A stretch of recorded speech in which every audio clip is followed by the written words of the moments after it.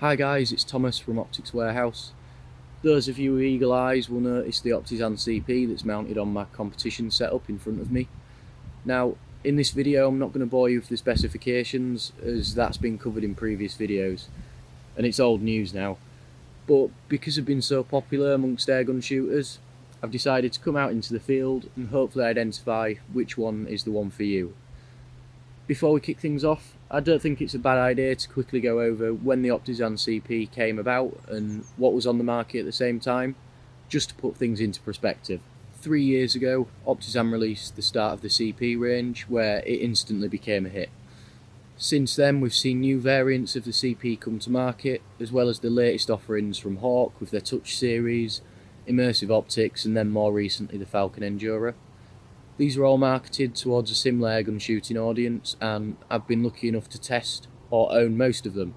But as you can see, the fixed 10 times remains the only permanent fixture to my competition setup.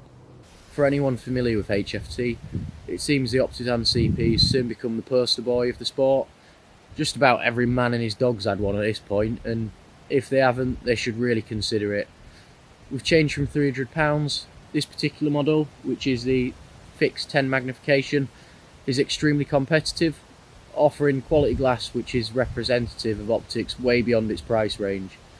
But that doesn't mean it's the one for you. Optisan now do a variety of CPs in the lineup, so I'm going to head inside to the barn and quickly run through some of them. In front of me here, I've got the fixed 10 times magnification Optisan CP. I've got more Optisan CPs than guns I currently own, and the fixed 10 times makes an appearance 3 times now in my own collection, and each one is just as good as the last. Both the 10 times and the 3-12 have a 32mm objective, which is this big one at the front. That differs from the 4-16 magnification CPs, which have a larger 40mm objective lens. One of the benefits of a larger objective lens is that it gives you a great surface area to collect light with, so you generally end up with a brighter image. But having said that, I've not noticed a huge amount of difference between the two, or at least not for the airgun distances I shoot.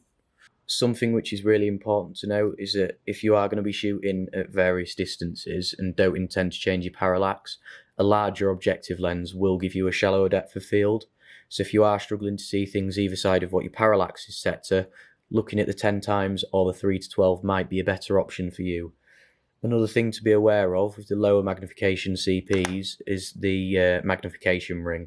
Obviously the 10 times doesn't have one here, but the 3-12 will. I've got standard tier 1 medium mounts on this, and if I did have the 3-12, I'd struggle mounting it only because there isn't enough space there for a magnification ring. I've got a little bit of wiggle room, but not loads, so depending on the size of your breech and your eye relief, you may struggle, so you might need to get reach forward mounts. Next up, we've got the 3-16, so I'll just make some space for that.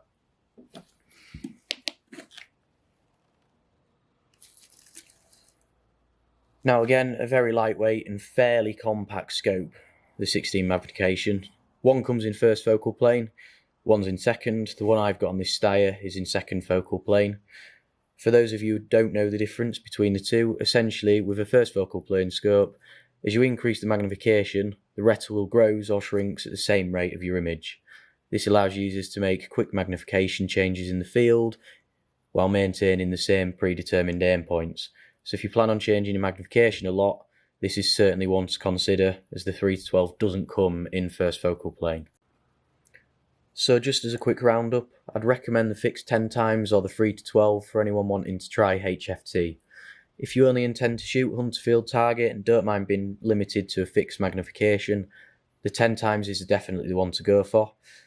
If you do think that you'll be changing magnification, whether that's for hunting or some plinking at the range, alongside a little bit of HFT, the 3-12 is the one for you. Again, just be careful of your mounts.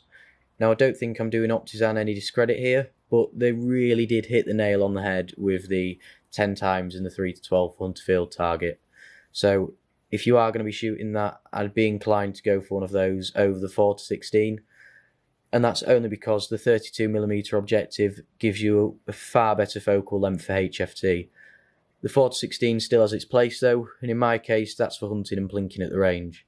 So for the vast majority of you out there, this one's ideal. If you do require that extended magnification and want to maintain a lightweight setup, maybe on a bullpup or a hunting setup, the 4-16 is the one for you.